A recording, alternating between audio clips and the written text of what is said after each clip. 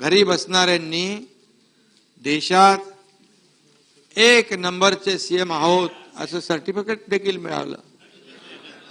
अरे घरी बसून 1 नंबर कसा होऊ शकतो दादा? नाही, तो नंबर उडून नव्हता, तो पाठून होता। आदित्य राजाच्या कृपेने वरुण राजाने अक्षरशः टेंडरचा पाऊस पडला। आता ठीक आहे, तुम्हाला तुमची इच्छा आहे ते बोलून टाका, ठीक आहे। आणि म्हणून या दरोड्यात लुटलेल्या दौलतीतून कोणी घर भरली हे अवघ्या महाराष्ट्राला माहित आहे, सगळ्यांना माहित आहे। आणि इथून पुढे आरोप करताना विचारपूर्वक आरोप करा, नाहीतर विजय भाऊ याच्यापेक्षा जास्ती आतमध्ये पोतडीमध्ये आहे। माझे कुटुंब, माझी जबाबदारी, सर्व टेंडर सगळे सोयऱ्यांच्या घरी, बाकी जनतेनं फिरावं दारोदारी, अशा प्रकारच्या वृत्तीने काम केलेली माणसं समाजाचं कसं भलं करू शकतात, कसा मुंबईचा महाराष्ट्राचा विकास करू शकतात। 2017 ते 2019 या कालावधीत महाराष्ट्र पहिल्या लेवलवर होता, पहिल्या क्रमांकावर होता, म्हणजे अव्वल दर्जाचा होता। मात्र महाविकास आघाडी सरकार, अशोकरावांना मी एवढंच सांगतो, तुमच्या आदर्श कारभारामुळे अशोक पर्व तर चमकलं, पण मराठा पर्व मात्र अंधारातच ठेवलं आपण। कोविड काळात यांनी केलेला जो भ्रष्टाचार आहे, हा भ्रष्टाचार म्हणजे मैताच्या टाळूवरचं लोणी खाण्याचा प्रकार आहे। अमीनभाई, याच्यामध्ये खरं म्हणजे या भ्रष्टाचाराच्या सुरस कथा अरेबियन नाईट्स मधील कथांपेक्षाही अकल्पित आहेत, भारी आहेत। आणि कोविड मध्ये भ्रष्टाचाराच्या अनेक प्रकरणांना कॅग आणि ईडी आदी विविध यंत्रणांच्या माध्यमातून देखील वाचा फुटली होती। कालच आपण पाहिलं परवा की शेतकऱ्यांना ज्या योजना लागू केल्या, आपण सर्व नियम बाजूला ठेवून ज्या वेळेस शेतकऱ्यांचं नुकसान झालं त्या वेळेस शेतकऱ्याच्या मागे आपलं सरकार उभं राहिलं, त्याच्यावर मी आता बोलू इच्छित नाही। मराठा आरक्षणाबाबत देखील मी दोन्ही सभागृहामध्ये विस्तारपणे माहिती दिली, तसेच पुढची दिशा देखील स्पष्ट केली। या संदर्भात मराठा समाजाने मोठ्या प्रमाणावर देखील समाधान देखील व्यक्त केलंय। मात्र अशोकराव आज नाहीये, तिकडे गेले काय? अशोक ऐकत असतील, आहेत बाहेर ना? अशोकराव त्यांनी काल बाहेर जाऊन आरोप केले, मराठ्यांच्या या जिव्हाळ्याच्या प्रश्नातही राजकारण आणण्याचं सोडलं नाही, त्यांनी टीका केली। खरं म्हणजे वास्तविक त्यावेळेस अजितदादा इकडे बसलेले आहेत, मी अध्यक्ष होऊ नये म्हणून देखील पडद्याआड प्रयत्न झाले। मी उपसमितीचा अध्यक्ष झालो तर तातडीने मराठा समाजासाठी धडपड करेन, मराठा समाजाला न्याय मिळवून देण्यासाठी काम करेन, ही भीती त्यावेळेस 2.5 वर्षाच्या मुख्यमंत्र्यांना आणि त्यामध्ये अशोकरावांना देखील होती। पण आम्ही त्यावेळेस सांगितलं जाहीरपणे, अशोकराव होत आहेत ना, होऊ द्या, हरकत नाही। परंतु आजची परिस्थिती जी आहे ती निर्माण झाली नसती हे मी छाती ठोकपणे ते सांगू इच्छितो।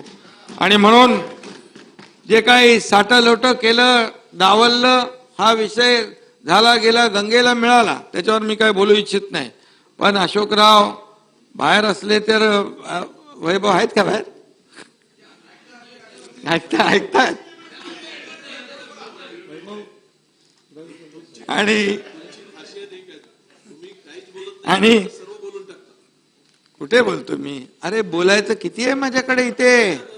आता तुम्ही जशा पद्धतीने आरोप रोज करता इकडे, तुम्ही म्हणजे तुम्ही स्वतःवर घेऊ नका, पायऱ्यांवर, प्रत्येक अधिवेशनात, रस्त्यावर, त्याच्या तुलनेत मी किती बोलतोय, मी किती संयम बाळगलाय। मी संस्कृती परंपरा आपली सोडलेली नाही महाराष्ट्राची।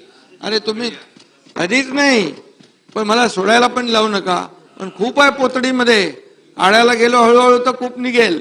त्यामुळे अशोकरावांना मी एवढंच सांगतो, तुमच्या आदर्श कारभारामुळे अशोक पर्व तर चमकलं, पण मराठा पर्व मात्र अंधारातच ठेवलं आपण।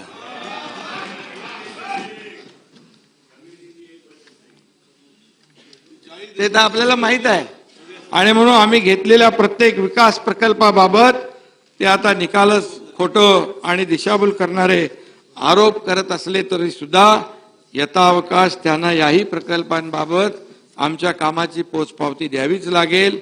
पण ज्याला मनाचा मोठेपणा असेल तर ते देतील, त्याच्यावर मी जाऊ द्या बोलत नाही.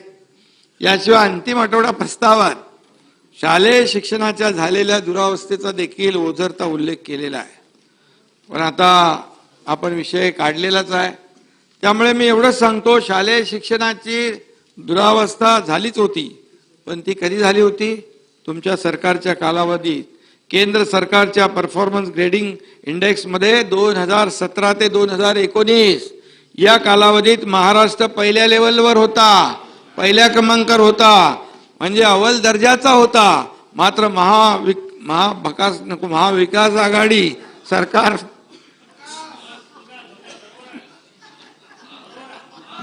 महाविकास आघाडी आणि या सरकार सत्तेत आल्यानंतर शिक्षण व्यवस्थेची घसरण होण्यास सुरुवात झाली आणि 2021-22 साली राज्य 3ऱ्या लेवलवर विजयराव गेलं, म्हणजे 3rd क्लासवर गेलं. डिजिटल स्कूल आणि वर्ल्ड क्लास शिक्षणाच्या गमजा आणि गप्पा मारणाऱ्यांनी प्रत्यक्षात शिक्षण व्यवस्थेला 3rd क्लासवर नेऊन ठेवलं होतं.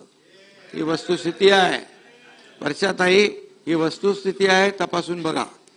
पण आम्ही कारभार हाती घेतल्यापासून शाळांचा आणि शिक्षणाचा दर्जा उंचावण्यासाठी सातत्याने काम सुरू केलं.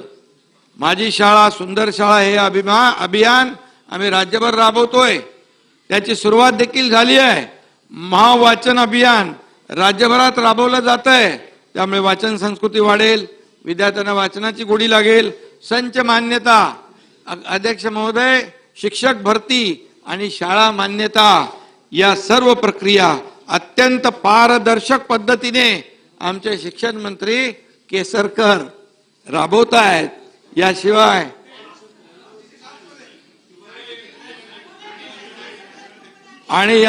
CSRच्या माध्यमातून अनेक नामवंत कंपन्या या शाळांचा दर्जा उंचावण्यासाठी पुढे येत आहेत आणि मॉडेल स्कूल देखील या ठिकाणी करण्याचा आमच्या सरकारचा प्रयत्न आहे. आणि त्यामुळे महाराष्ट्रातील शिक्षण व्यवस्था याचा कायापालट झाल्याशिवाय राहणार नाही, हे देखील मी या ठिकाणी सांगतो. कोंबडं किती झाकून ठेवलं तरी महाराष्ट्रात विकासाचा सूर्य उगवल्याशिवाय राहणार नाही, एवढंच आपल्याला मी सांगतो. किती आरोप केले तरी सुद्धा आम्ही जे काम करतोय ते जनतेसमोर आहे.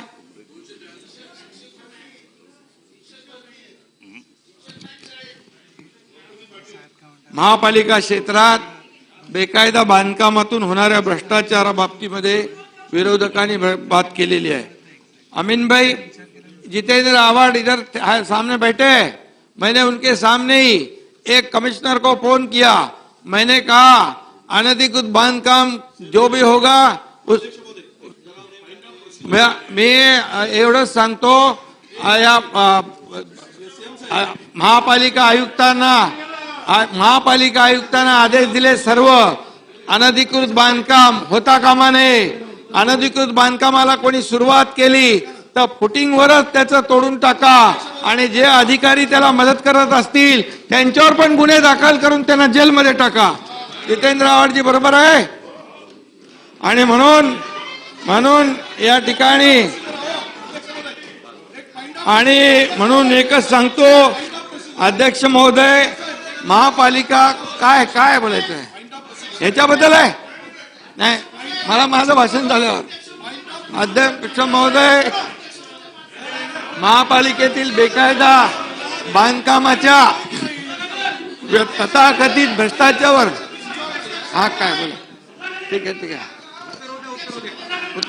उत्तर चालू आहे. अरे बसन जाऊ दे ना. उत्तर चालू आहे. उत्तर प्रोसिजर माझा असा आहे की ऐका ना, अरे थांबा ना. अध्यक्ष महोदय, पॉइंट प्रोसिजर असा आहे, मी 293चा प्रस्ताव मांडला, तुम्ही अंतिम आठवड्यावर बोलायला सुरुवात केली. खरं तर 293चं उत्तर. अरे 293 वर बोललो ना मी. 293च्या प्रस्तावावर तुमचं नाव घेतलं मी.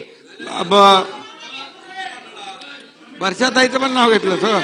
एकत्रित झाले दोन्ही उत्तर. सीएम साहेब दोन्ही उत्तर एकत्रित देत आहेत. दोन्ही उत्तर एकत्रित आहेत सांगितलं ना मी. हे बघा हे बघा हे बघा हो 200 बघा हो बघा याच्यात लिहिलंय दोन्ही एकत्रित उत्तर आहे काय. हे बघा अध्यक्ष महोदय तुमचं लक्ष नाहीये. महापालिकेत बेकायदा बांधकामांच्या तथाकथित भ्रष्टाचारावर आपण बोलला त्याबद्दल मी धन्यवाद देखील देतो आणि आपल्याला सांगतो मी की कुठल्याही महापालिकेमध्ये अनधिकृत बांधकाम जे झालं जुनी जी गेलं याला गंगेला मिळालं पण यापुढे अनधिकृत बांधकाम कुणालाही करता येणार नाही आणि कोणी केलं ते संबंधित जे जबाबदार अधिकारी असतील कोणी असतील तर ते बांधकामावर तर कारवाई होईलच परंतु त्यांच्यावर पण फौजदारी कारवाई गुन्हे दाखल करून त्यांनाही जेलमध्ये जावं लागेल हे मी स्पष्ट केलेलं आहे. आणि म्हणून परंतु आपण भ्रष्टाचार बेकायदा बांधकामावर बोललात थोडं कोविडवर बोलायला पाहिजे होतं अमीनभाई. कोविडवर पण बोलायला पाहिजे होतं बरोबर ना. आपको मान्य है लेकिन आप थोड़ा मजबूर है क्या मजबुरी है तो म्हणून आपण ते विसरलात. परंतु आम्हाला माहित आहे कोविडमध्ये जे काय मुंबईकर आम्ही विसरलो नाही आणि मुंबईकर जनताही विसरलेली नाही. खरं म्हणजे जे काय प्रकार झाले त्याच्यावर हसावं की रडावं हा प्रश्न आमच्या समोर पडतोय. अध्यक्ष महोदय जर असले प्रकार पाहून आणि व्यवहार बघून या मुंबईकरांना नाही आपल्या कुणालाही चीड आल्याशिवाय राहणार नाही. कारण कोविड काळात यांनी केलेला जो भ्रष्टाचार आहे हा भ्रष्टाचार म्हणजे मैताच्या टाळूवरचं लोणी खाण्याचा प्रकार आहे अमीनभाई. याच्यामध्ये खरं म्हणजे या भ्रष्टाचाराच्या सुरस कथा अरेबियन नाईट्स मधील कथांपेक्षाही अकल्पित आहेत भारी आहेत. आणि कोविडमध्ये भ्रष्टाचाराच्या अनेक प्रकरणांना कॅग आणि ईडी आदी विविध यंत्रणांच्या माध्यमातून देखील वाचा फुटली होती. आणि आता लगेच नाही सांगा थांबा तर तपास चालू आहे. अध्यक्ष महोदय राज्यातील जनता मृत्यूशी लढा देत भीतीच्या वातावरणामध्ये त्या काळामध्ये जगत होती हे आपल्या सगळ्यांना माहित आहे. कोविड हा अनपेक्षित आजार आला अनपेक्षित संकट आलं त्याची तयारी कुणालाही माहित नव्हती काय करावं. आणि अशा परिस्थितीमध्ये हे भीतीच्या वातावरणात मुंबईकरने महाराष्ट्रातली जनता जगत असताना पैसे लुटण्याचा हा किळसवाना प्रकार पाहिल्यानंतर कुठल्याही सामान्य माणसाच्या मनात तिढी कुठल्याशिवाय राहणार नाही. अध्यक्ष महोदय कपन चोर खिचडी चोर अशी बिरुदं देखील कमी पडतील अशा प्रकारचा मोठा भ्रष्टाचार या ठिकाणी कोर्टमध्ये केलेला आहे. आणि म्हणून असा जो थक्क करणारा प्रकार ऑक्सिजन प्लांट उभारणीत देखील केलेला आहे. ऑक्सिजन प्लांट जे रुग्णांना जीवदान देण्याचं काम ऑक्सिजन प्लांट करत होते. खरं म्हणजे यामध्ये अक्षरशः मी नावं घेणार नव्हतो परंतु या ठिकाणी काही लोकांच्या कृपेने अक्षरशः टेंडरचा पाऊस पडला आणि उत्तर प्रदेशातील हायवे कन्स्ट्रक्शन नावाची एक कंपनी या ठिकाणी अशी काही तळपली की स्वतःचे मुख्य काम सोडून रोमिंग पॉवर ऑफ एटर्नी देऊन इतर अवांतर कामात प्रचंड त्यांनी काम घेतलं. आता मी नावं थोडीशी वगळलेली आहेत गाळलेली आहेत.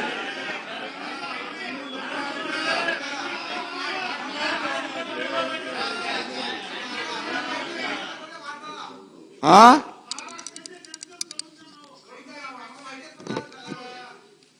नाही त्याच्यामध्ये काय झालंय आदित्य राजाच्या कृपेने वरुण राजाने अक्षरशः टेंडरचा पाऊस पडला. आता ठीक आहे, तुम्हाला तुमची इच्छा आहे ते बोलून टाका, ठीक आहे. कारण शेवटी मी म्हणालो की या प्रकरणातील एक महत्वाचं प्याद जे आहे हा रोमिन छेडा आहे.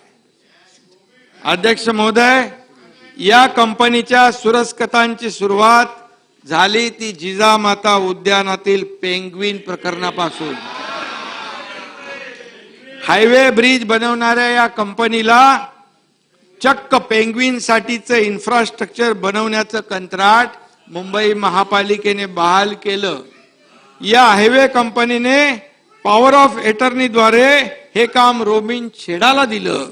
इथं रोमिनचा पहिला रोमिंग आणि रोमहर्षक प्रवास सुरू झाला.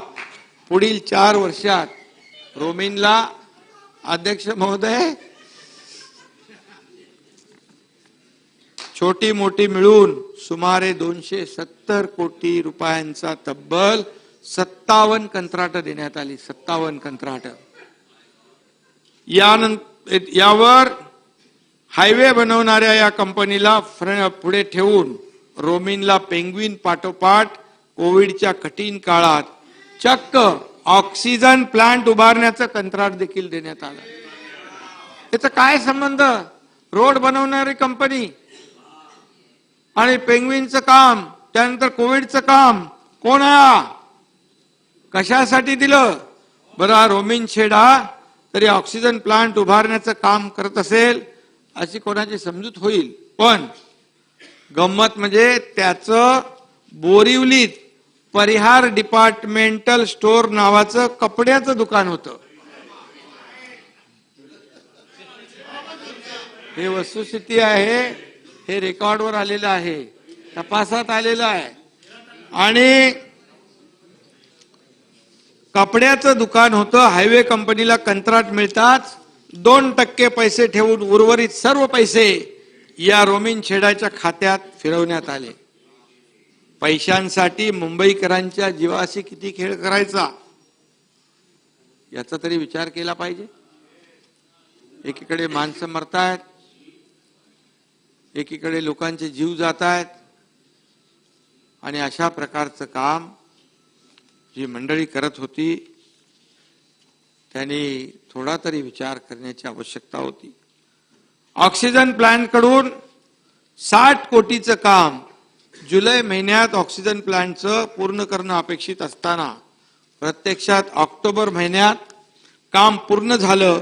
मात्र सदर काम 1 महिना उशिरा म्हणजे ऑगस्ट मध्ये पूर्ण झाल्याचं दाखवून त्याकरिता केवळ 3 कोटी दंड आकारण्यात आला. म्हणजे त्याच्यामध्ये देखील जे काही गैरप्रकार झालाय तो देखील तिकडे तपासात आलेला आहे. ऑक्टोबर महिना धरला तर 3 महिन्यांकरिता 9 कोटी रुपये दंड आकारणे अपेक्षित होतं. प्रत्यक्षात केवळ 3 कोटी दंड आकारण्यात आला. पण इथंच ही गोष्ट संपलेली नाही. या ठिकाणी ऑगस्ट मध्ये बोगस कागदपत्रांच्या आधारे काम पूर्ण झाल्याचं दाखवलं. कारण काम पूर्ण झाल्याचा दाखला दिल्यानंतर याच दाखल्याच्या आधारावर लगेचच पुढचं 80 कोटींचं काम त्याला देण्यात आलं पुन्हा. त्यामुळे ऑगस्ट मध्ये कार्यपूर्ती झाल्याचे दाखवण्याचा जो काही आटापिटा केला होता तो याच कारणासाठी. अध्यक्ष महोदय, ऑक्सिजन प्लांटच्या अगोदरच्या ज्या काही कथा आहेत त्या तर अगदी अचंबित करणाऱ्या आहेत.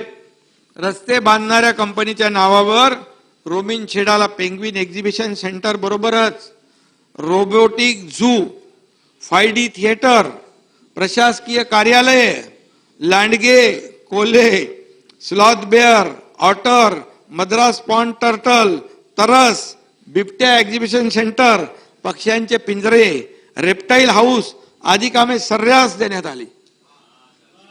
सगळी कामं दिली. याबरोबरच पेंग्विन कक्षाकरिता निगा व देखभालीचे कंत्राट देखील बहाल करण्यात आलं. अमीनभाई सुनो बरोबर. ज्यामध्ये HVAC system, electrical system, life support system, veterinary doctor आणि पेंग्विन करता मासे पुरवण्याचं कंत्राटही देण्यात आलं. एक ही आदमी है, देखो कितना सबका मालिक एक. सबका मालिक.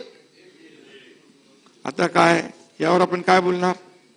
आणि म्हणून जिजामाता उद्यानामधील इंजिनिअरिंग सेवांचेही निगा देखभालीचे काम याच कंपनीच्या माध्यमातून रोमिन छेडाला देण्यात आलं. अनेक वेळा हे काम एक एक महिन्याच्या कालखंडाचं दाखवून अध्यक्ष महोदय सातत्याने सलग त्याला देण्याचं काम या ठिकाणी केलं. म्हणजे एक एक महिना करून त्याचं सातत्य टिकवत राहिलं. आणि या कंपनीला नंतर महापालिकेच्या शाळांमध्ये वॉटर प्युरिफायर पुरवण्याचं कामही देण्यात आलं. पक्षी कक्ष आणि टर्टल पॉन्ड साठी underwater lights, filter pump पुरवण्याचंही काम देण्यात आलं.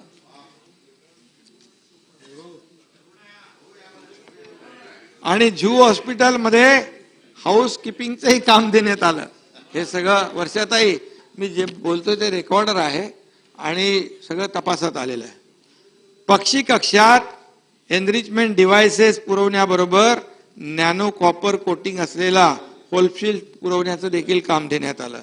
झू पाठोपाठ जोगेश्वरीत बाळासाहेब ठाकरे ट्रॉमा हॉस्पिटलमध्येही हे काम त्यांना देण्यात आलं. हे कमी झालं की काय म्हणून महापालिकेच्या विविध हॉस्पिटलमधील एसी युनिटच्या देखभालीचं काम पण दिलं. वर्सटाईल माणूस आहे. वर्सटाईल म्हणजे त्याच्याकडे मल्टीपर्पज, मल्टी टॅलेंटेड, मल्टी काय त्याला बोलायचं, वर्सेटाईल म्हणाले. आणि म्हणून या ठिकाणी ही कंपनी काय काय करते याची जंत्री प्रचंड आहे. खरं म्हणजे आणखी काय काय दिले जाऊ देते. आणखी आपल्या माझं गरगरायला लागले डोकं, तुमचे गरगरेला ऐकून, त्यामुळे सोडून द्या. रस्ते बनवणाऱ्या या कंपनीला रोमिन छेडाला यांनी काय काय काम करायला लावले हे वाचून खरं म्हणजे ही लोक कुठल्या थराला गेलेत याचा अंदाज आपल्याला आला पाहिजे म्हणून मी बोलतोय. कारण मी कधीही बघा एवढ्या डिटेलमध्ये कधी बोललो नव्हतो. रोज तुम्ही आमच्यावर आरोप करणार, रोज शिव्या घालणार, रोज आरोपीच्या पिंजऱ्यात उभं करणार. अरे ह्याच्यामध्ये एवढं सगळं आहे हे आता तपासामध्ये सगळं बाहेर येणार आहे आणि विथ प्रूफ येणार आहे. ऑक्सिजन म्हणजे ऑक्सिजन जे प्लांट आहेत ते कपड्याचं दुकान असणाऱ्या रोमिन छेडाने गंजलेलं ऑक्सिजन प्लांट दिल्यामुळे ब्लॅक फंगसचा प्रादुर्भाव पेशंटला झालेला आहे. हे पण रेकॉर्डवर आणलेलं आहे. काही जणांचे डोळे गेले हे पण डॉक्टरने रेकॉर्डवर आणलंय. हे माझं नाहीये म्हणणं. काही लोकांचा जीव गेलेला आहे परंतु त्यांना काही सोयरसूतक नाही. त्यांना फक्त पैशाशी मतलब आहे. त्यांना फक्त पैशाशी मतलब आहे. आणि म्हणतो मी जिथे टेंडर तिथे सरेंडर. अशा प्रकारच्या वृत्तीने जर काम केलं तर कसं होणार. आणि म्हणून पोतडीत अजून भरपूर आहे. आणि म्हणून मी आपल्याला एवढंच सांगतो, सर्वसामान्य मुंबईकर मात्र आपल्याला कुटुंबाचा जीव वाचवण्यासाठी केविलवाणी धडपड करत होता. माझे कुटुंब, माझी जबाबदारी, सर्व टेंडर सगळे सोयऱ्यांच्या घरी, बाकी जनतेनं फिरावं दारोदारी. अशा प्रकारच्या वृत्तीने काम केलेली माणसं समाजाचं कसं भलं करू शकतात, कसा मुंबईचा महाराष्ट्राचा विकास करू शकतात. रस्ते बनवणाऱ्या कंपनीला ऑक्सिजन प्लांट उभारण्याचं काम देऊन या मंडळींनी संपूर्ण आरोग्य व्यवस्थेलाच रस्त्यावर आणलेलं आहे. हे मी या ठिकाणी नम्रपणे नमूद करू इच्छितो. एक लाईफलाईन जी होते, लाईफलाईन, ती लाईफलाईन नव्हती, ती लाईफलाईन नव्हती, ती डेथ लाईन होती. आणि म्हणून कोविड हॉस्पिटल उभारणीमध्ये चालवण्याचं कंत्राट घेणाऱ्या सुजित पाटकर यांच्या लाईफलाईन हॉस्पिटलने तर लुटालुटीचा उच्चांक गाठलेला आहे. यामध्ये हॉस्पिटलमध्ये काल्पनिक रुग्ण दाखवले, रुग्ण नाहीत, काल्पनिक डॉक्टर दाखवले, त्यांचा पगार काढला आणि रुग्णांबरोबर विजय भाऊ औषधही वितरित केल्याचं दाखवलं. 300 ते 100 त्यापोटी मुंबई महापालिकेच्या तिजोरीवर दरोडा घालण्याचं काम केलंय विजय भाऊ. मी स्वतः वाचलंय म्हणून मी एवढं बोलतोय. आणि म्हणून या दरोड्यात लुटलेल्या दौलतीतून कोणी घर भरली हे अवघ्या महाराष्ट्राला माहित आहे, सगळ्यांना माहित आहे. आणि इथून पुढे आरोप करताना विचारपूर्वक आरोप करा, आता विजय भाऊ याच्यापेक्षा जास्ती आतमध्ये पोतडीमध्ये आहे. आणि म्हणून काल्पनिक डॉक्टर, काल्पनिक रुग्ण, आरोग्य व्यवस्था चोख आहे असं भासून घरी बसणाऱ्यांनी देशात 1 नंबरचे सीएम आहोत असं सर्टिफिकेट देखील मिळालं. अरे घरी बसून 1 नंबर कसा होऊ शकतो दादा?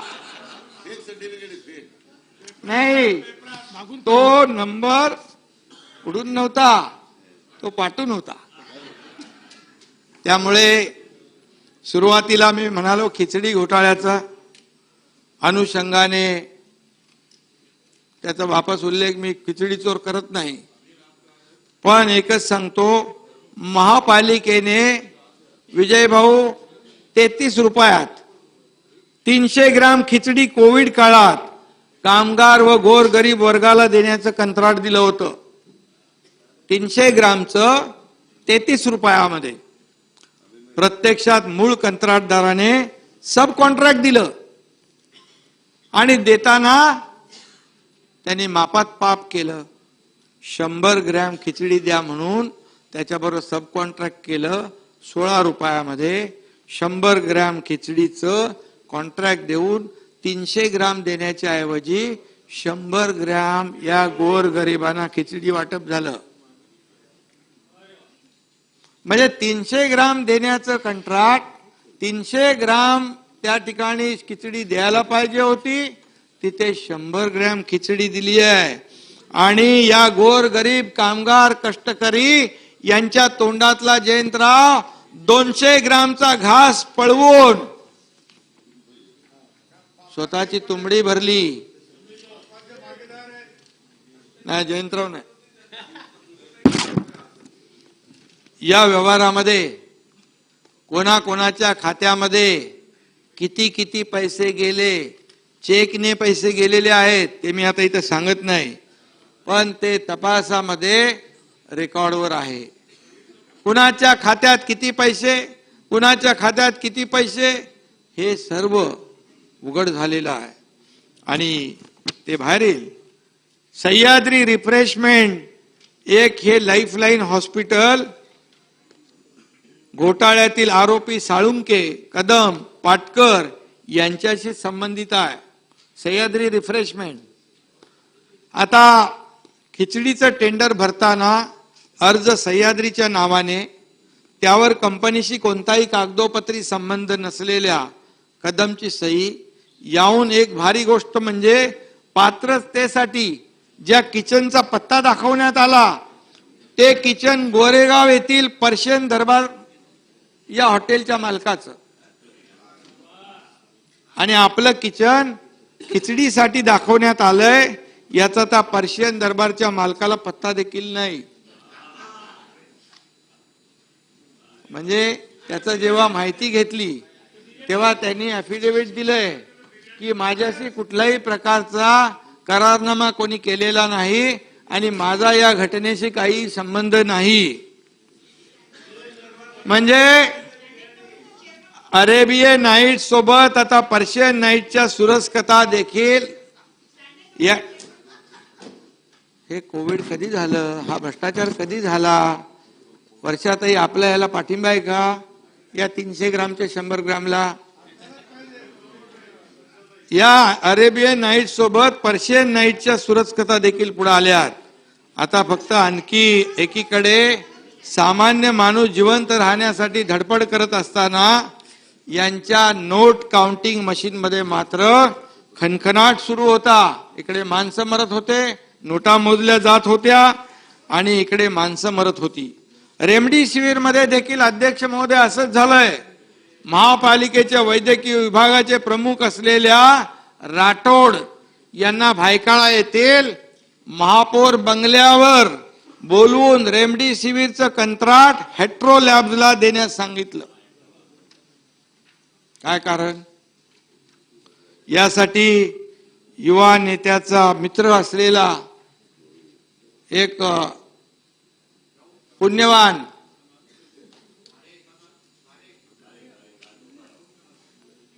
याला मदत करा असे निर्देश आले. युवा नेते पारखी असल्यामुळे पुण्यवान माणसाला ते काम देऊन टाकलं. आणि हेट्रो कंपनी बरोबर महापालिकेने मायलान कंपनीला देखील 40,000 इंजेक्शन प्रत्येकी 650 रुपयात पुरवण्याचं कंत्राट दिलं होतं. 40,000 पैकी 31,000 इंजेक्शन पुरवल्यानंतर उरलेली 9,000 इंजेक्शन पुरवायच्या अगोदर या मायलान कंपनीला 2 लाख रेमडेसिवीर साठी प्रत्येकी 1,568 रुपये दराने कंत्राट दिलं. म्हणजे 650 रुपये एकीकडे आणि दुसरं कंत्राट जे 1,568 रुपयाने. या काळामध्ये नवी मुंबई, ठाणे, मीरा भाईंदर या तिन्ही महापालिकांनी रेमडेसिवीर जितेंद्र आव्हाड यांना माहित आहे, त्यांनी देखील रेमडेसिवीर विकत घेऊन लोकांना दिले. आपण एक दुसऱ्याला मदत केली त्यावेळेस. महापालिकांनी देखील या तिन्ही रेमडेसिवीर मायलॉन कडून सुमारे 650 रुपयांच्या दराने विकत घेतली. मग इथंच का 1,568 रुपये लागले? आणि म्हणून 2 लाख रेमडेसिवीर साठी 650 ऐवजी 1,568 रुपये देऊन महापालिकेच्या तिजोरीवर 6 कोटीचा डल्ला मारला गेला. फक्त ही काय कलाकारी कोणी केली हे सगळं माहित आहे. या सर्व पैशाचा बूस्टर डोस कोणाला मिळाला हे तपासामध्ये पुढे येणार आहे. आणि म्हणून मी एवढंच सांगेन की अशा प्रकारे कोविडमध्ये तरी अशा प्रकारचे प्रकार व्हायला नको होते. एवढीच माफक अपेक्षा मुंबईकरांची, आपल्या सर्वांची आहे. त्याचबरोबर धारावीचा देखील एक मोर्चा काढला होता. मला वाटतं सावेंनी उत्तर दिलं त्याच्यावर. धारावीचा पुनर्विकास प्रकल्प सुरू आहे, मान्य केलाय. मुंबईमध्ये मोर्चा निघाला होता. घोटाळा म्हणजे तरी काय आपण समजायचा? निविदा काढून कोविड सेंटरची उभारणी केल्यानंतर निविदापेक्षा अतिरिक्त रक्कम दिली. आता जे मी म्हटलं तो घोटाळा आहे, त्याला घोटाळा म्हणतात. यामध्ये निविदेच्या अटी कायम ठेवणे हा घोटाळा नसतो. कोविड बॅगची अव्वाच्या सव्वा दराने खरेदी करणे म्हणजे घोटाळा. रहिवाशांना प्रत्यक्ष मदत करणे हा घोटाळा नाही. अध्यक्ष महोदय, 1 ऑक्टोबर 2022 रोजी धारावीच्या निविदा प्रक्रियेला सुरुवात झाली. ही प्रक्रिया 45 दिवस चालली. जर शेजारी म्हणतो आपण, तुमचं नाही सांगत मी, शेजारी जेव्हा आपण म्हणतो धारावीचे, एवढं जेव्हा प्रेम धारावीवर होतं, तर इतर कंपन्यांना हे ग्लोबल टेंडर होतं. या ग्लोबल टेंडर मध्ये इतर देखील कंपन्यांनी पार्टिसिपेट केलं पाहिजे, अशा प्रकारचं काम करायला पाहिजे होतं. त्यांना प्रोत्साहन द्यायला पाहिजे होतं. अग्रगण्य जे मोठे विकासक आहेत त्यांना देखील त्याच्यात इन्व्हॉल्व करायला पाहिजे होतं, पण ते केलं नाही. परंतु मुळात यापूर्वीची निविदा प्रक्रिया रद्द करून यापूर्वी जी निविदा प्रक्रिया झाली होती ती रद्द का केली? तर त्याला डायरेक्ट ऑर्डर, मला वाटतं त्यावेळेस सुरू झालं ते, आणि रद्द करून खरं म्हणजे हा प्रकल्प रखडवण्याचं काम आज सुरू आहे. वर्षाताईंची पण इच्छा आहे की धारावीचा पुनर्विकास झाला पाहिजे, सर्वसामान्य लोकांना न्याय मिळाला पाहिजे, त्यांना घरं चांगली मिळाली पाहिजे. परंतु मी देखील त्यावेळेस महाविकास आघाडीमध्ये होतो, मी नगरविकास मंत्री होतो, मलाही माहिती आहेत काही गोष्टी. आणि मग तो जो पूर्वीची निविदा प्रक्रिया रद्द का केली? तुम्हाला जर दुसऱ्याला द्यायचं नव्हतं तर मग त्यालाच द्यायचं होतं, पण ती रद्द केली आणि हा प्रकल्प विशिष्ट माणसाला मिळावा असाच हेतू होता. ही वस्तुस्थिती आहे. का बिनसलं? मध्ये कोणीतरी सांगितलं की काही सेटलमेंट तुटलं की काय, आणि मग स्वतः मोर्चा काढायचा आणि मग यालाच आपण उलट आरोपाच्या पिंजऱ्यामध्ये सरकारला उभं करायचं, हे काय बरोबर नाही. आणि म्हणून मी एवढंच सांगतो, यामध्ये टेंडर द्यायला तुमचा विरोध होता, तर मग यापूर्वी ज्या कंपनीला टेंडर मिळालं ते टेंडर म्हणजे मिळालं म्हणजे ते सर्व प्रक्रिया झाली होती, ते का रद्द केलं? त्यावेळेस मी मगाशी म्हटलं त्याप्रमाणे ते ग्लोबल टेंडर काढलं होतं, ती काय पुनर्विकासाची योजना होती, ती टेंडरमध्ये समाविष्ट केली होती पूर्णपणे, आणि त्यावेळेस इतरही लोक त्यामध्ये येऊ शकली असती, परंतु त्यानुसारच निविदा मागवल्या होत्या. टेंडर प्रक्रिया पूर्ण केल्यानंतर एकही अट सरकारने बदलली नाही. ग्लोबल टेंडरमध्ये अदानी कंपनीने स्पर्धात्मकरित्या भाग घेतला, ते पात्र ठरले. ही सर्व प्रक्रिया अत्यंत पारदर्शकपणे झालेली आहे. परंतु या ठिकाणी मी जास्त काय आरोप करू इच्छित नाही. काही गोष्टी आहेत त्या मलाही माहीत आहेत आणि त्या योग्य वेळी बाहेर येतील. यामध्ये सेकलिंगला द्यायला पाहिजे होता ना, आणि म्हणून एका धारावी प्रकल्पामध्ये टीडीआर संदर्भातली ज्या तरतुदी आहेत त्या पारदर्शक आहेत. त्यामुळे हा प्रकल्प जो आहे हा विशिष्ट प्रकारचा प्रकल्प आहे. या प्रकल्पामध्ये जवळपास 2004 पासून प्रयत्न सुरू आहेत. यामध्ये निविदा प्रक्रिया काढली, कोणी रिस्पॉन्स करत नव्हता, आणि हा विशिष्ट प्रकार आहे. जवळपास 10 लाख लोक राहतात. 600 एकरचा हा प्रकल्प आहे. आजची परिस्थिती तिथे आम्ही साफसफाई डीप क्लीन ड्राईव्हला गेलो त्या दिवशी बघितलं, गटार, पब्लिक टॉयलेट, रस्ते सगळं पाहिलं. आणि या विशिष्ट प्रकारच्या व्हायटल प्रोजेक्टसाठी जेव्हा विशिष्ट प्रकारच्या सवलती दिल्याशिवाय हा प्रकल्प होऊ शकत नाही, आणि या सर्व सवलती ज्या आहेत त्या टेंडरमध्ये टाकण्यात आल्या होत्या. आणि म्हणून यामध्ये एवढंच मी सांगेन, आता जे काही लोक आरोप करतायत त्यांनी समजून घेतलं पाहिजे, विकास नियंत्रण नियमावलीमध्ये या अनुषंगाने निविदा व मंत्रिमंडळ मंजुरी या बाबी विचारात घेऊन टीडीआर आणि त्या संदर्भातल्या प्राथमिक अधिसूचना प्रसिद्ध करण्यात आलेली आहे. सदर अधिसूचना 25 डिसेंबर पर्यंत सूचना व हरकती याकरता उपलब्ध आहे. अजून त्याच्यावर निर्णय घेतलेला नाही. त्यामुळे आरोप करायच्या अगोदर विचार केला पाहिजे, स्टेटस काय आहे, प्रेझेंट स्टेटस या प्रकल्पाचं काय आहे. आणि म्हणून कोणाला हरकती घ्यायच्या असतील, सूचना करायच्या असतील तर मोर्चे काढण्यापेक्षा यामध्ये जर कायदेशीर प्रक्रियेमध्ये सहभागी होण्याची मुभा तुम्हाला होती, परंतु फक्त केवळ राजकारण करायचं. अधिसूचना अंतिम करण्यापूर्वी सर्व सूचना हरकती यांचा विचार केला जाणार आहे. त्यामुळे प्राथमिक अधिसूचना म्हणजे निर्णय असं समजून आरोप करणं हे चुकीचं आहे. आणि म्हणून नक्की यामध्ये जर सहकार्याची भूमिका जर घेतली असती तर नक्की त्या लोकांना, धारावीच्या लोकांना फायदा झाला असता. जसं मातोश्री 1 पासून मातोश्री 2 हा जसा आपला अभिमानास्पद प्रवास झाला, तसा या धारावीकरांचा जो प्रवास आहे, धारावी 1 पर्यंत व्हायला पाहिजे. कारण आज परिस्थिती पाहिल्यानंतर काय परिस्थितीमध्ये माणसं राहत आहेत हे पाहिलं पाहिजे. आणि या धारावीतल्या लोकांना खरं म्हणजे या रहिवाशांना जर आपण न्याय देऊ शकलो नाही तर त्यांच्या विरोधात तरी आरोप करणं चुकीचं आहे. आज ज्या परिस्थितीमध्ये ते राहत आहेत तिथे जो धारावी प्रकल्प आहे SRA मध्ये मला वाटतं सिंगल खालच्या ग्राउंडला मिळतं, वरच्याला मिळत नाही घर. परंतु हा पहिला प्रकल्प आहे की सर्वांना घरं त्याच्यामध्ये मिळणार आहेत.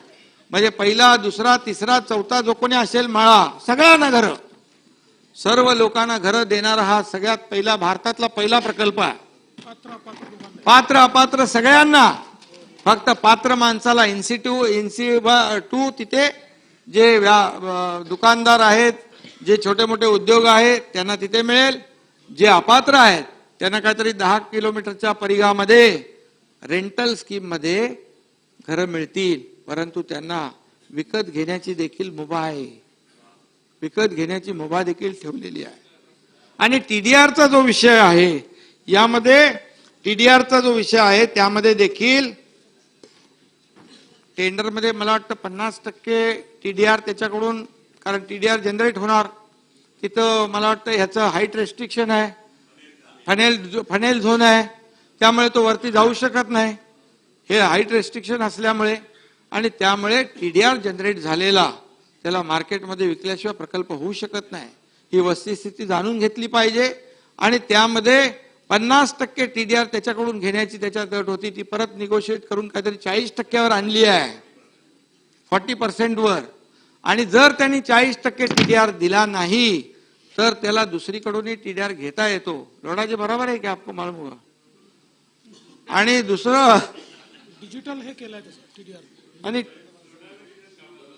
म्हणजे काय म्हणतो त्याला, डिजिटली तो मॉनिटर करता येईल कुणालाही ते बघता येईल. ट्रान्सपरंट आहे, डिजिटल आहे. TDR असा लपवून छपवून ठेवतात, डिजिटल प्लॅटफॉर्म दिलाय. आणि म्हणून त्याचबरोबर जे एक अपर लिमिट देखील आहे की किती टक्क्यापर्यंत, अप्पर लिमिट पण 90% केलेलं आहे. त्यामुळे सगळं जे आहे आणि तिथे SPV आहे, फक्त अदानी नाही, सरकारला देखील त्यातले 20% जो आहे तो प्रॉफिट झाला तर 20% सरकारला देखील आहे. आणि त्यामुळे हा प्रकल्प जो आहे हा प्रकल्प अतिशय महत्वाकांक्षी प्रकल्प आहे. यात 10 लाख लोकांच्या जीवनाशी निगडीत आहे. आणि जे लोक उद्या त्यांना समजलं की हा विरोध कशासाठी होतोय तर मोर्चा तिकडे काढण्यापेक्षा मोर्चा उलट्या दिशेने पण जाऊ शकतो. कारण किती दिवस किती वर्ष राहणार ते अशा परिस्थितीमध्ये. आणि म्हणून याचा देखील विचार करण्याची आवश्यकता आहे. आणि म्हणून आज मी एवढंच सांगेन की धारावीकर ज्या काही नरक यातना भोगतायत त्याच्यातून आपल्याला त्यांना बाहेर काढलं पाहिजे. धारावी आशिया खंडातली एक मोठी झोपडपट्टी आहे. धारावी हा आशिया खंडातली झोपडपट्टी न राहता जगातले लोक बघायला आले पाहिजे की धारावीचा विकास कसा झाला आणि धारावीकरांचं जीवन सुसह्य कसं झालं. मला वाटतं तिथं 300 का 350 देतात, त्याच्यामध्ये 300 SRA मध्ये मिळतं. आता इथं 350 स्क्वेअर फीट देण्याचा देखील निर्णय त्या याच्यामध्ये झालेला आहे. एकूणच आपण जर म्हटलं तर काही लोक म्हणजे काही झालं नाही, तडजोड झाली नाही की अशा प्रकारचे मोर्चे काढतात आणि त्याला असं आपण म्हणतो चाहिए खर्चा निकालो मोर्चा.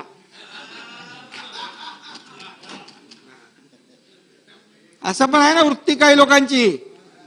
मग कुणीतरी मध्ये मीडियाला स्टेटमेंट दिलंय, मग ज्याच्या विरोधात मोर्चा काढला 1 वर्षापूर्वी तो तिथं मिटिंगला होता. हे मी बोलत नाही, टीव्हीवर जाहीर स्टेटमेंट आहे. आणि म्हणून याच्यावर आपल्याला विचार करण्याची आवश्यकता आहे. आणि या धारावीकरांचं जे काही जीवन आहे हे आज ज्या पद्धतीने जगतायत त्याच्यातून आपल्याला त्यांना बाहेर काढायचं असेल तर एक सर्वांनी सकारात्मक भूमिका घेण्याची आवश्यकता आहे. याच्यावर कुणालाही आरोपाच्या पिंजऱ्यामध्ये उभं करता कामा नये. जे काय ट्रान्सपरंट आहे त्या सगळ्या बाबी इथे आहेत. सूचना हरकतीला अजून वेळ आहे आणि ते न करता मोर्चा काढून काहीतरी दबाव आणायचा, मग नंतर बोलणी होईल, ह्या सगळ्या गोष्टी लोकांना माहित आहेत. आणि म्हणून याच्यामध्ये मी आता जास्त जात नाही. बाकी आहे ते नंतर पुढच्या वेळेस बोलेन. यामध्ये प्रदूषण आणि पर्यावरणाच्या बाबतीत देखील काही सदस्यांनी या ठिकाणी आपली मतं मांडलेली आहेत. तुम्ही पाहत आहात विस्टा न्यूज मराठी.